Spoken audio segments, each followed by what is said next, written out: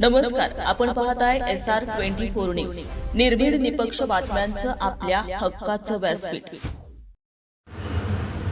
कोल्हार खुर्द येथील कंटेनरची दुचाकीला भीषण धडक, महिलेचा जागीच मृत्यू, मुलगा आणि 8 वर्षांची नात थोडक्यात बचावली. राहुरी तालुक्यातील कोल्हार खुर्द येथील साई मंदिरासमोर रविवारी सकाळी कंटेनर आणि दुचाकीमध्ये झालेल्या भीषण अपघातात श्रीरामपूर तालुक्यातील नरसाळी येथील ज्योती बाबासाहेब माळी वय 46 यांचा जागीच दुर्दैवी मृत्यू झाला. या अपघातात त्यांच्यासोबत दुचाकीवर असलेला मुलगा अक्षय बाबासाहेब माळी आणि 8 वर्षांची नात दीपाली अक्षय माळी हे सुदैवाने थोडक्यात बचावले असून त्यांना कोणतीही दुखापत झाली नाही.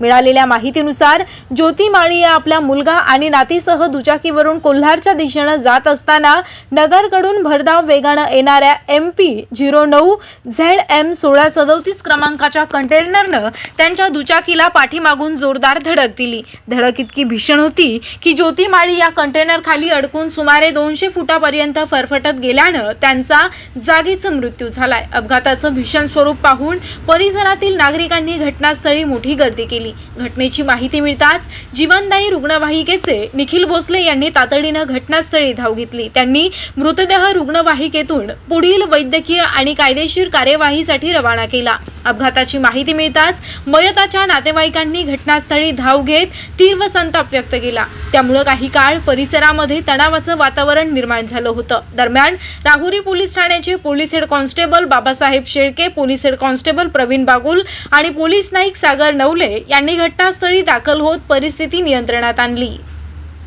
पोलिसांनी पंचनामा करून पुढील कायदेशीर कार्यवाही सुरू केली. त्यानंतर मृतदेह शवविच्छेदनासाठी लोणी प्रवरा येथील रुग्णालयामध्ये हलविण्यात आला. शवविच्छेदनाची प्रक्रिया पूर्ण झाल्यानंतर मृतदेह नातेवाईकांच्या ताब्यात देण्यात आला. या भीषण अपघातामुळे कोल्हार खुर्द परिसरामध्ये शोककळा पसरली असून संबंधित कंटेनर चालकाविरुद्ध गुन्हा दाखल करण्याची प्रक्रिया राहुरी पोलिसांकडून सुरू आहे. SR24 न्यूज करिता रमेश खेमनरसह सोमनाथ वाघ, राहुरी.